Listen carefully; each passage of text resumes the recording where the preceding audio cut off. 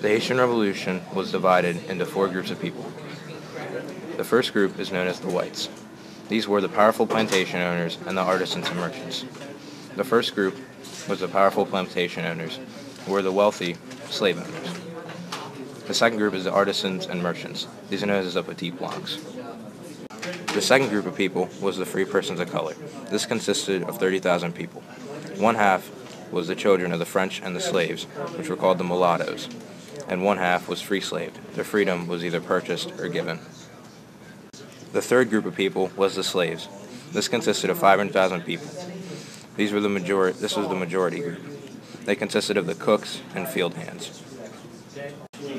The fourth and final group were the Maroons. These were runaway slaves who ran to the mountains of Haiti.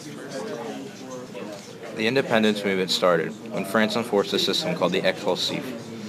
This enforced that 100% of exports from Haiti go to France, and 100% of imports that are coming into Haiti come from France. This formed an alliance between the white planters and the free persons of color. While the Exclusif was getting enforced, slave rebellions were constantly going on, where slaves were rebelling against their masters.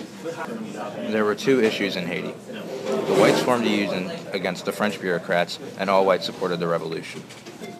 Because of these two issues, the whites formed an alliance and put on a war of terror against the free persons of color.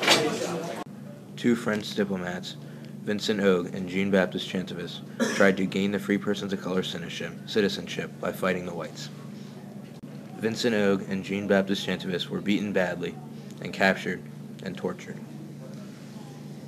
They were tortured in a public square to send a message to the free persons of color that were trying to gain citizenship.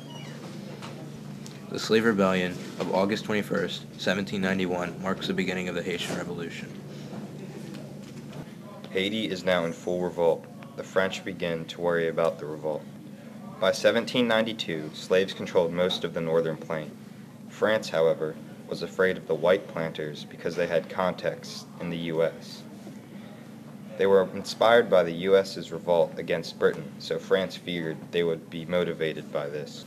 France believed if the disputes between free blacks and white planters was solved, France would gain control over Haiti once again. In 1792, the French National Assembly went to Saint-Domingue to enforce the April 4th decree, which provided citizenship for the property-owning free men of color. Léger Félicite Sonthonax, one of the reformers from France, won the free black men's support and eventually temporarily stopped white resistance and contained the slave rebellion. Toussaint Louverture became a general supporting black slaves. Meanwhile, negotiations were being made between slaves and Sonthonax. However, word of King Louis XVI's assassination made slaves not trust the French. Slaves went to the Spanish to help fight the French.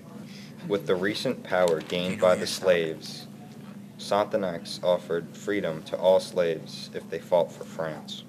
However, before coming, Sonthonax didn't intend to free the slaves. Thus he found himself in a predicament.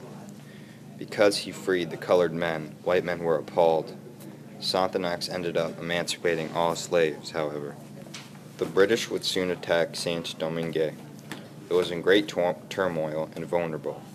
It was also the wealthiest colony. By June 4th, 1794, British forces, supported by Spain, captured Port-au-Prince. British forces were found dying of yellow fever, and Spain was also very weakened because of the war with France. Thus, the people saw no hope in Spain or Britain and turned to France. Most importantly, Louverture. An internal power struggle occurred with Louverture. André Rigaud and Villate, two generals of the slaves, were suspicious of him and didn't want him to have power. They then planned to fight Louverture and the French. They attacked the French governor, Laval, but Toussaint Louverture saved him. Louverture was promoted commander-in-chief. Louverture eventually battled Laval politically and Sonthonax, and had them elected to return to France. Louverture gained control over both men, with only the British standing in the way of his dominance. As Louverture began a campaign against Britain, a French named Hédouville arrived. His goal was to pry power away from Louverture.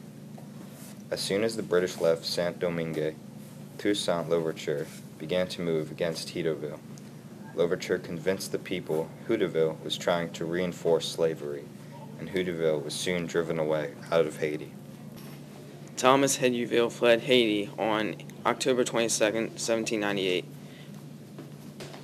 Louverture was the leading figure in the colony and playing both ends of his spectrum, apparently loyal to France, pushing Saint Domingo toward independence. Louverture wanted to trade with America, but was not allowed by the law of metropole, which allowed France to have set prices. Even though the landowners wanted to trade with America, Louverture stayed true to France. Once Louverture gained full power of the colony, Rigaud, ruler of South Haiti, had disputes with him. Eventually, disputes became worse and then led to the Civil War.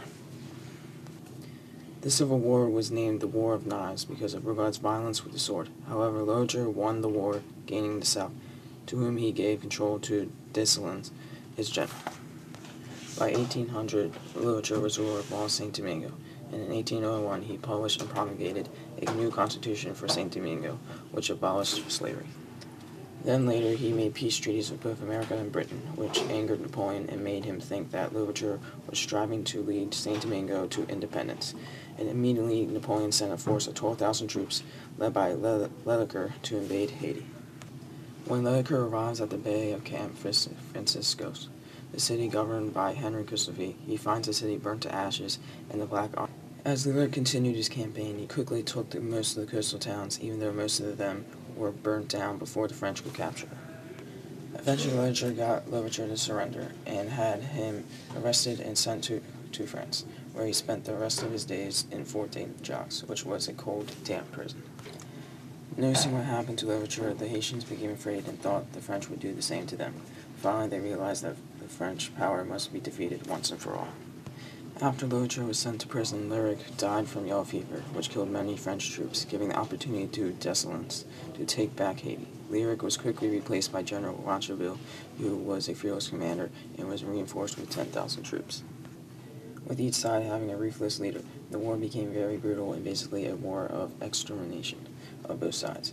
In 1803, Rocheville was making great progress against the rebels, but on May 18, 1803, France was at war with Britain again, which weakened the French force in Haiti.